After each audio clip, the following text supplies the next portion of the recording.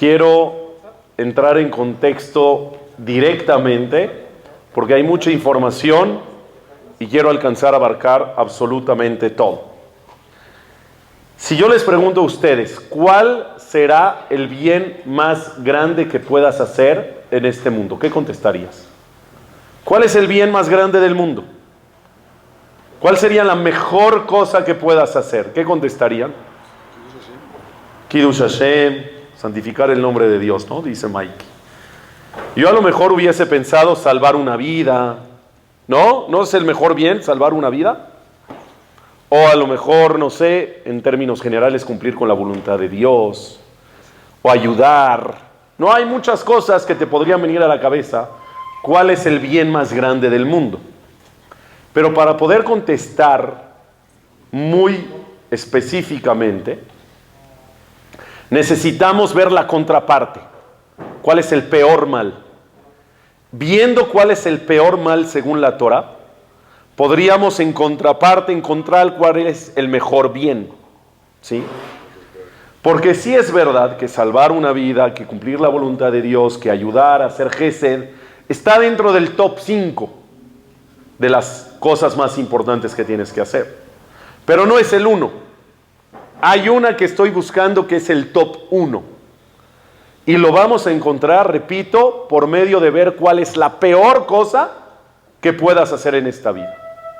La contraparte será la mejor. A ver, ¿me ayudan a encontrar la peor cosa? ¿Cuál sería? Yo, la verdad, lo primero en lo que pensaría serían en los 3 pecados capitales. Ahí me iría, porque ninguna otra cosa te tienes que dejar morir para no transgredir más que esos 3 pecados capitales. O sea, si alguien salo llega y te dice, come cerdo o te mato. ¿Cerdo? ¿Cómo? En mi vida como yo cerdo. Ni en mis épocas de no kosher comí cerdo. ¿Qué te pasa? Bueno, o comes cerdo o te mato. ¿Qué tienes que hacer? ¿Dejarte morir o comer cerdo? Comer cerdo. La vida está primero. Súbete en coche o te mato. ¿Qué te pasa? En mi vida me he subido en coche. Soy Shomer Shabbat desde que nací. Te mato. ¿Qué tienes que hacer? No, pues ya sí, por las buenas me subo en coche. Y así todos los pecados o las transgresiones de la Torah, lo primero es la vida.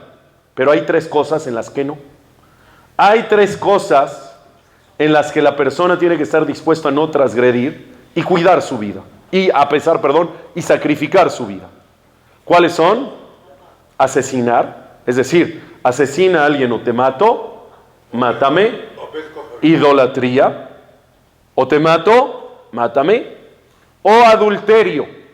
Y adulterio, explican los comentaristas, se refiere puntual y particularmente con una eshetish. Eshetish quiere decir una mujer casada. Si le dicen a un hombre, métete con una mujer casada o te mató, ¿qué tiene que hacer el hombre? Mátame.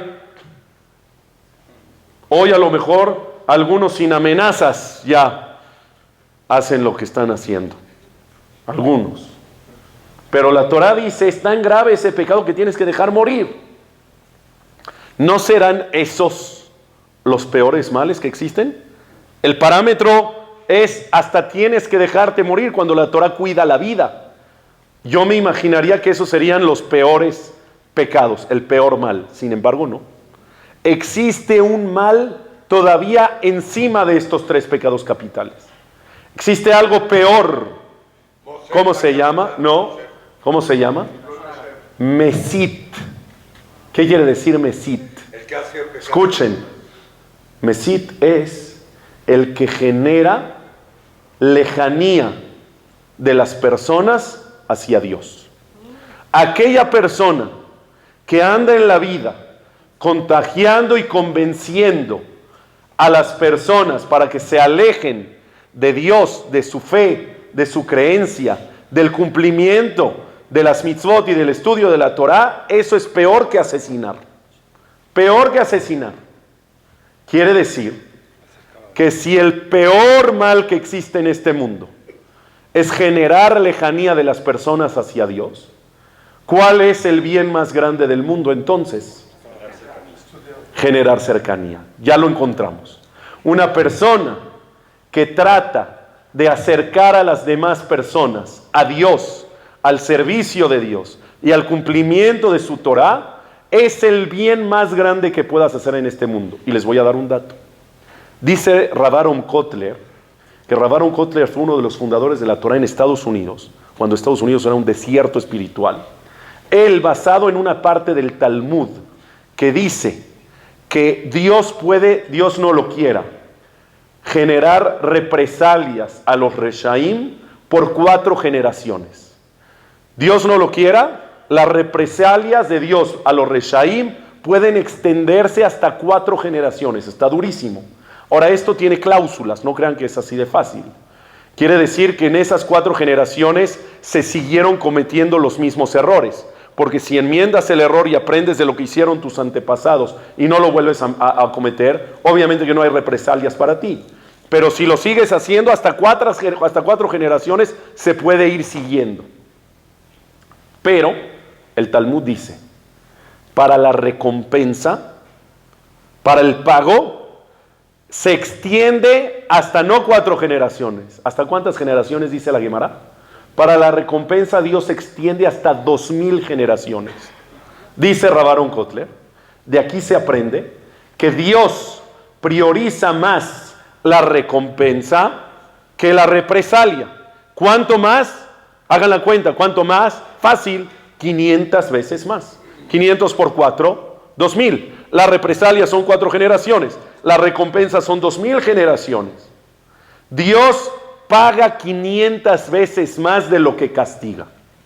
Si un pecado es castigado X cosa, ese pecado en contraparte, en la manera positiva, es recompensado 500 veces más que el castigo de ese pecado. Quiere decir que si el peor mal que existe es alejar a la gente, y es peor que asesinar, y es peor que adulterio, y es peor que idolatría, así lo dice la Torah, no te puedes apiadar de él. Se castigará, tendrá sus represalias. Imagínate el pago que se va a generar para la contraparte, es decir, para aquel que trata de acercar a las demás personas a Dios. El pago es 500 veces más, es una locura. Y les voy a decir un dato más, que es muy interesante. Vamos a regresar al tema del Mesit, al que trata de alejar. Imaginen ustedes que yo soy uno de ellos, Barminan. Imaginen, lo aleno. Hago todo lo contrario, de hecho. Pero imagínate, lo aleno, que soy uno de ellos. Llego con el Gadol Hador, con el rabino más grande de la generación, que sus bases, su fe, su creencia, su cumplimiento están muy bien sustentados, está muy firme. Llego con él y pido una cita. Me da la cita. Y le digo, señor rabino, ¿cómo está? ¿Bien? Digo, le tengo una noticia. ¿Cuál es? ¿Ve el teléfono que está en su escritorio? Sí, ese teléfono es Dios. Usted debe dejar de creer en Hashem, debe dejar de creer en la Torah. Dios es su teléfono. Pídale a Dios. Ínquese al teléfono. Récele al teléfono, porque el teléfono es Dios. Y el jajam reacciona con una carcajada de burla y me dice, eres un lunático. Estás tú loco. O sea, ni por acá. No me mueves el tapete ni en 0.1%. Vete de mi vista. Y me voy. Y ya me fui. ¿Generé impacto en el rabino negativamente o no generé impacto? No. ¿Generé impacto negativo en el rabino? ¿Le hice cosquillas con mis comentarios? No le hice nada. ¿Me considero Mesit? No. ¿O no me considero? Sí, me considero Mesit con el puro intento.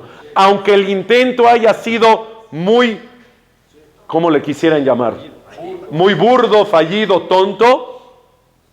Dice la Gemara, con solo la intención que tengas de generar lejanía de las personas hacia Dios, sin importar si generaste impacto o no negativo, te consideras Mesit.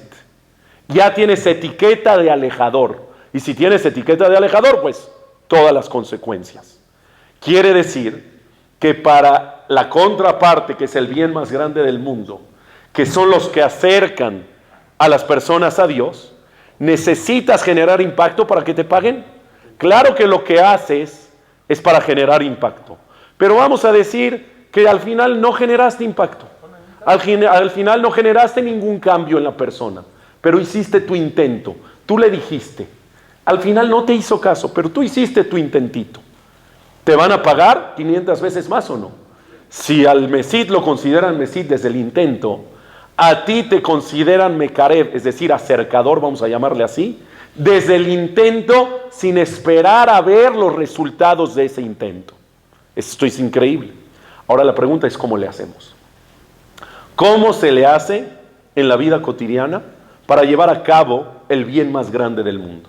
El día de hoy yo preparé 3 puntos muy prácticos para cómo llevar a cabo esto que se llama kiruv, esto de acercar a las personas, porque a veces creemos que hay personas que se encargan de hacer kiruv, hay jajamim que se encargan de hacer kiruv, pero no es responsabilidad de personas, no es responsabilidad de los jajamim de hacer kiruv, es responsabilidad de cada uno de nosotros. Si es el bien más grande del mundo, no necesita ser rabino para empezar a hacerlo. Cada quien en su flanco tendrá su responsabilidad para acercar a las personas a Dios. Por lo tanto, el día de hoy voy a dar 3 puntos prácticos y muy puntuales para cómo hacerlo. El primero se llama así: por medio de transmitir lo que aprendes y lo que sabes.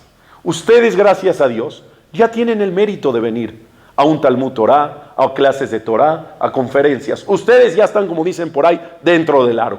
Ya estás dentro. Pero ¿cuántas otras personas que conoces y que tienes confianza, y me atrevo a decir, familiares alrededor de tu mesa a lo mejor, que no tienen todavía esa oportunidad, que no han tenido todavía ese zehut porque les cuesta trabajo, porque les da miedo dar ese paso, porque no quieren, por lo que quieras y mandes? No estás exento de la responsabilidad de decir, yo ya estudio, yo ya voy, yo ya sé, yo ya siento lo que es. ¿Qué tienes que hacer? Para generar el bien más grande del mundo, necesitas ir y transmitir lo sabido o lo que ya te informaste o lo que ya estudiaste a aquellas personas que no han tenido la oportunidad o el mérito de ser como tú o de estar donde tú estás. Y a lo mejor no tienes que contarles toda la clase, porque a veces si no están en el nivel o no quieren escuchar, no tienes que sentarte a contarles 20 minutos de lo que hablé. Pero a lo mejor de 40 minutos de lo que yo hablo, una idea agarraste. Una idea que dura 1 minuto. Y sabes que a lo mejor en la cena o en la comida de mañana, dices, sabes que ayer aprendí algo increíble y en 1 minuto lo transmites. Y ya con eso tienes tú el bien más grande del mundo. ¿Y qué crees? No necesitas esperar a ver qué impacto generó. Tú ya hiciste lo tuyo. Lo tuyo ya está hecho. Esa es una forma que es muy sencilla aparentemente de hacer. Simplemente transmite y trata de permear lo que tú estudias en otras personas que a lo mejor no han tenido la oportunidad. Número 2, no necesariamente es informando, no necesariamente es enseñando, simplemente es contagiando la presencia y la majestuosidad de Dios en el mundo y en tu vida. ¿A qué me refiero? De repente estás viendo un paisaje precioso. Vamos a decir, saliste hoy de aquí, llegas a la explanada aquí afuera y ves la luna divina, como pocas veces. Y entonces vas bajando la rampa y dices, uff, qué luna. Y tú dices, Ishtabach Shemolah, Dios eres grande, qué bárbaro, qué paisaje me mandaste hoy. No te lo guardes. ¿Quieres hacer el bien más grande del mundo? A la persona que vaya atrás de ti en la rampa, detente tantito, oye, ve la luna, mira Dios, qué impresionante. Codéalo y dile, contágialo de la presencia y de la majestuosidad de Dios en el mundo, para que no nada más tú te guardes eso que sientes de la majestuosidad de Dios. ¿Ya viste un paisaje? Díselo al del frente, díselo al que tienes al lado y dile, mira qué paisaje, pero conéctaselo con Dios. Mira las maravillas de Akadosh Baruj Hu. Ustedes saben que tienes que decir verajá por situaciones extraordinarias. Por ejemplo, el mundo es normal así como lo vemos ahorita, pero si truena es algo extraordinario, aunque estés acostumbrada que cuando llueve truena, el trueno es algo extraordinario, es algo que sucede extraordinariamente. Tienes que decir una verajá en alabanza a Dios por su majestuosidad. Cuando hay un relámpago, tienes que decir otra verajá. Cuando ves el arco iris, que también es algo extraordinario, tienes que decir otra verajá. Seguramente están con mucha curiosidad cuáles son esas verajot y estarán pensando adentro de ustedes, ¿las va a decir o no las va a decir cuáles son? Es otra clase. Se las digo rápido. Por el trueno se dice Baruch atah Hashem Elokeinu melech haolam, o sin Shem Malchut, sin el nombre de Dios. Es una discusión en los poskim de la halajá, pero se dice Shekohou burato male olam, que su fuerza y su poderío llenan al mundo. Cuando tú escuchas un trueno, dices, uff, qué poderío de Dios. La verajá va en torno a eso. Cuando ves un rayo y se ilumina todo, que parece que Dios le toma foto al mundo, en ese momento dices, Baruch José Maaseh Bereshit. ¿Qué maravillas de la creación haces? Cuando ves un arco iris, Baruch Zoher Aberit. Bendito Dios que recuerdas el pacto que hizo con Noach, de no volver a mandar un diluvio, y cada vez que Dios a lo mejor tendría en potencia que mandar un diluvio, manda el arco iris de que cumple el pacto. Y así hay muchas más. Pero hay una en particular que a lo mejor no muchos saben. ¿Cuál es? Cuando Dios te hace un milagro sobrenatural. Lo que fuese. Vamos a decir, Dios no lo quiera, Barminán, una persona chocó muy fuerte. Yo me acuerdo de una persona que chocó aquí en la bajada de, no se llama Huerta, Huerta es la subida, la que baja, ¿cómo se llama? Pescador. La bajada del Pescador de aquí para después subir a Huerta. Venía a Batiquín, estaba en la bajada, Dios no lo quiera, su camioneta volcó. No me acuerdo si estaba lloviendo, no me acuerdo cómo fue, la camioneta volcó. Ni un rasguño. Baruch Hashem salió ileso. ¿Es milagro o no? ¡Milagro! Se salvó de milagro.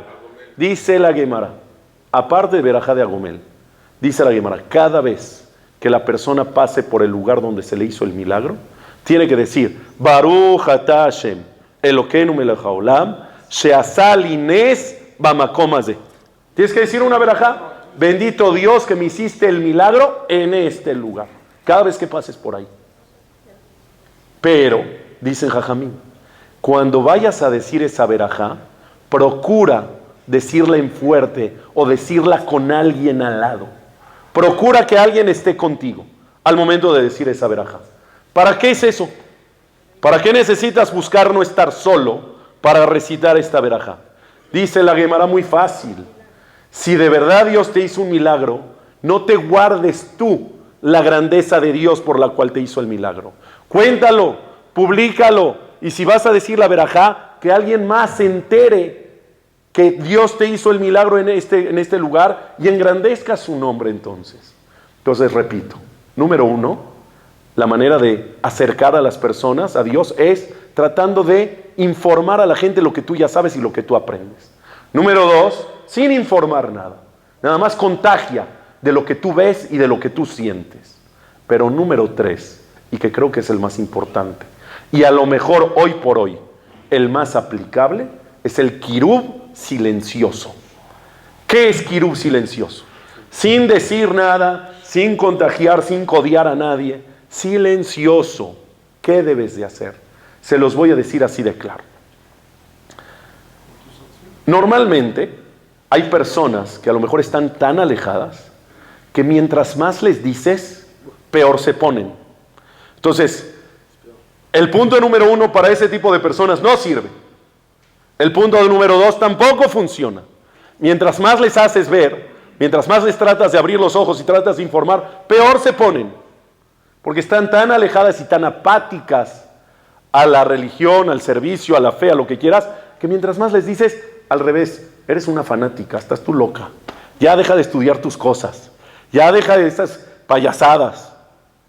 Entonces, es contraproducente que les estés diciendo. Cada vez que les dices, se alejan más.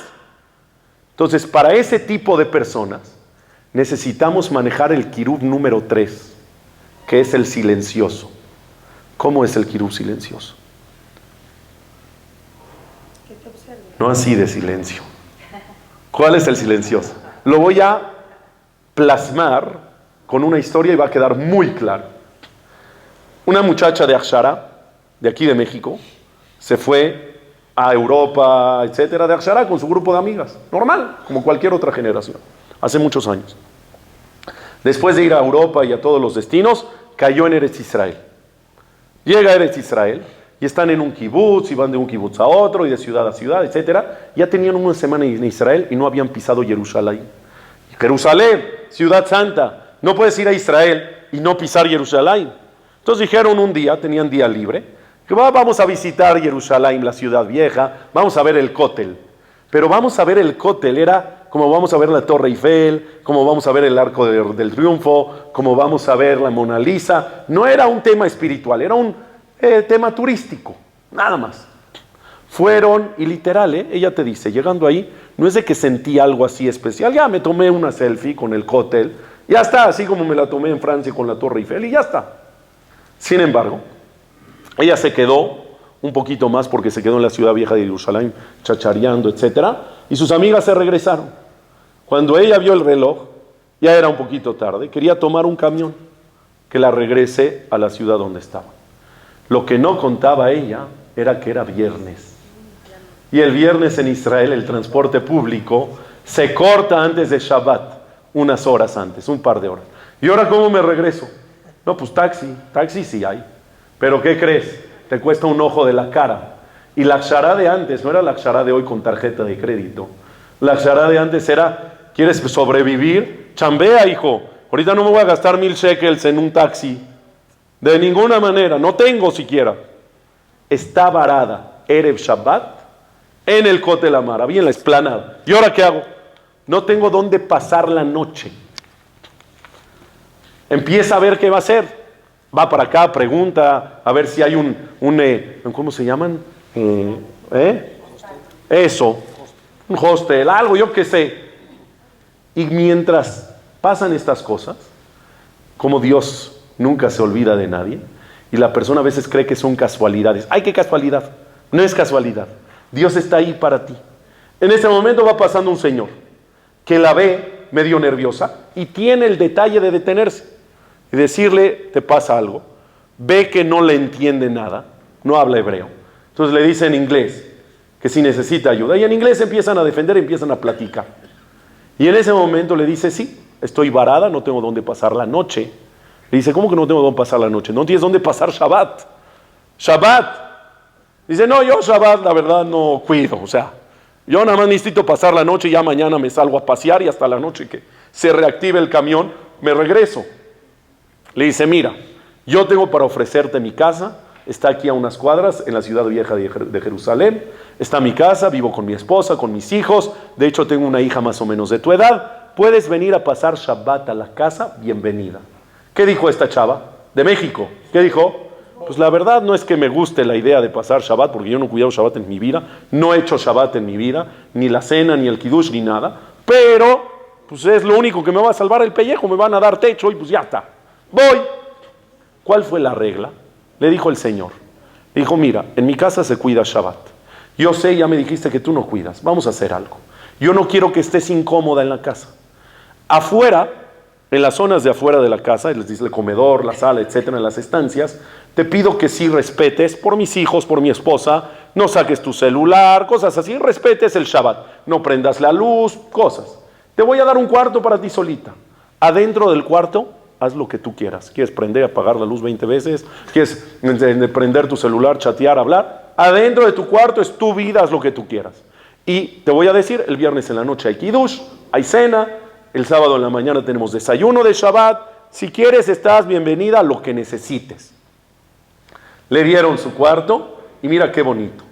La hija, que aparentemente es más o menos de la misma edad, le dice, oye, Haram, te vas a meter a bañar, métete a bañar, llevas todo el día.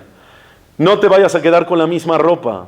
Te queda mi ropa, te doy lo que quieras. Sabe que del armario una blusa, una falda, lo que sea, para que no te vuelvas a poner la ropa sucia. Se cambió, se bañó, cenó delicioso, se metió a dormir, durmió riquísimo. Al día siguiente en la mañana se paró a la hora que quiso. Cuando quiso salió a desayunar, echó café, desayunó, hizo kiddush, etc. Ya, pasó el día. Cuando termina el día que dice, oh, la verdad, no nada más salvé el pellejo este día, el fin de semana. Estuvo rico, comí de maravilla, cené de maravilla, dormí de maravilla. Estuvo divino. ¿Les debo algo?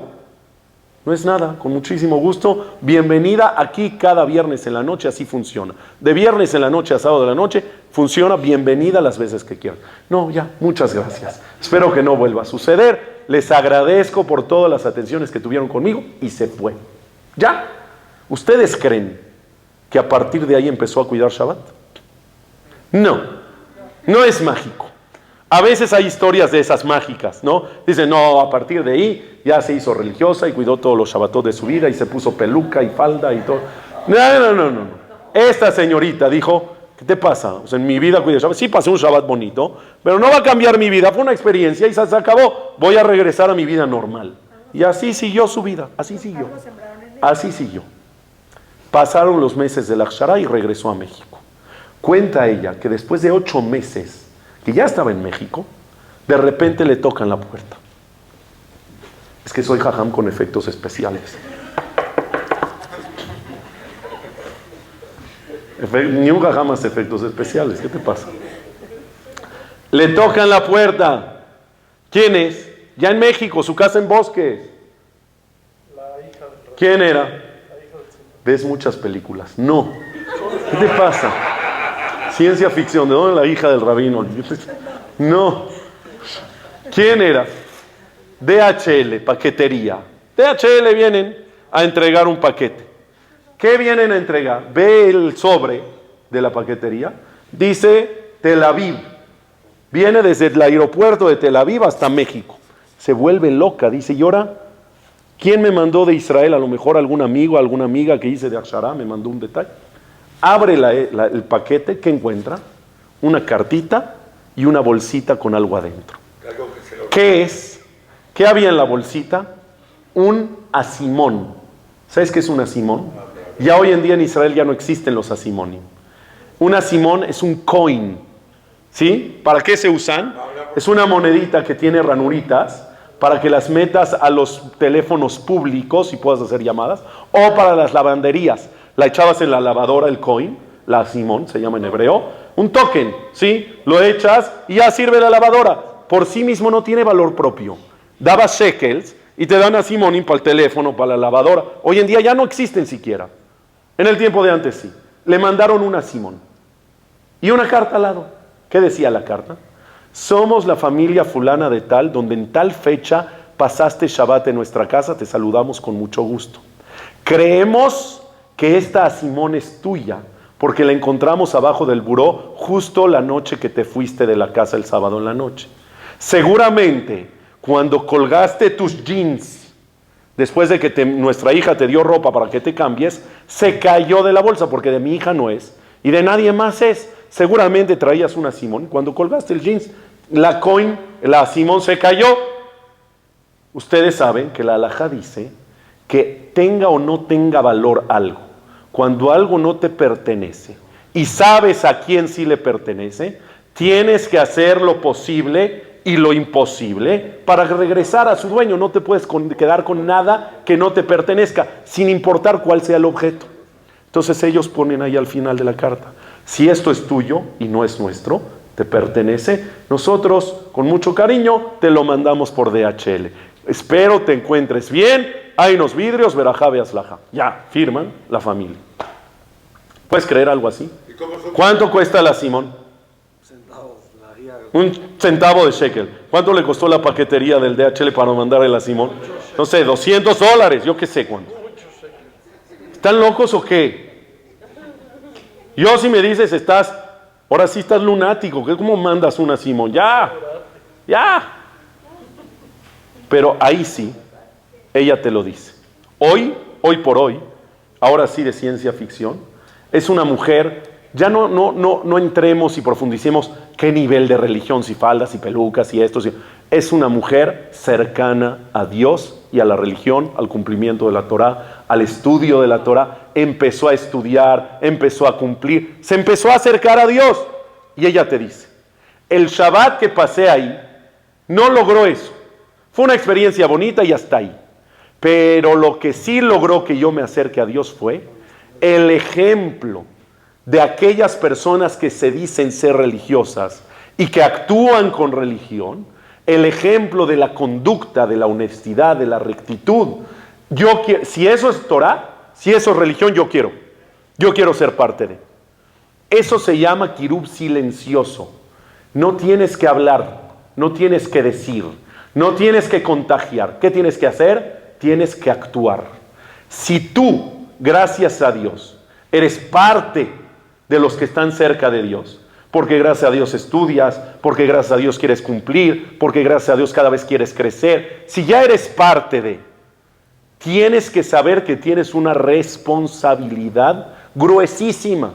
¿Cuál es la responsabilidad? Tu ejemplo. ¿Qué ejemplo das? Porque con tu conducta, con tu educación, con tus acciones, con lo que hagas día a día, vas a permear en las demás personas sin que digas nada. Cuando alguien vea, oye, mira este jajam, qué bonito tiene a su familia, qué bonito sus hijos educados, qué esto, qué lo otro, ¿qué van a hacer? Oye, si eso es Torah, yo también quiero. A lo mejor no a su nivel, pero vamos a empezar. Si es Torah, yo quiero empezar a estudiar eso. Nada más actúa de manera digna, de manera respetuosa, de manera correcta, y el ejemplo positivo va a hacer que las demás personas se acerquen a lo que tú eres. Una persona de religión, una persona de cercanía con Dios. No me gusta llamar religiosos a los que cumplen la Torah y las mitzvot. ¿Saben por qué? Porque no es lo único que te hace ser religioso. Obviamente que el cumplimiento de la Torah y las mitzvot son herramientas para acercarte a Dios, pero no es la única manera que te acerca a Dios. Hay personas que no tienen Torah y mitzvot que también están muy cerca de Dios porque tienen mucha conexión, porque tienen mucha fe, porque saben que Dios todo lo manda. Por lo tanto, la persona tiene que entender que si tienes ese mote de estar cercano a Dios, llámese religioso o no, cada quien a su nivel, pero si tienes esa etiqueta, tu responsabilidad es superior. ¿Por qué creen que es el bien más grande del mundo? Ya se ha llevado de estas tres formas: por medio de transmitir, por medio de contagiar o por medio de hacerlo de manera silenciosa. ¿Por qué creen que es el bien más grande del mundo? A fondo. Entendimos porque es la contraparte del mal más grande, pero en esencia, ¿por qué será el mejor bien? Cuando una persona ama a alguien, normalmente lo que transmites a los demás es para que amen a ese alguien que tú amas. A ver si me expliqué bien. Si yo amo a mi esposa, ¿cuáles son mis comentarios para con mis hijos de ella? Si la amo con todo mi ser, ¿qué les digo a mis hijos? Tienen la mejor mamá del mundo. Su mamá es increíble. Aprovechen, aprecien. Trato de hacer que ellos la amen también. Cuando yo amo a alguien, trato de hacer que los de alrededor lo amen también.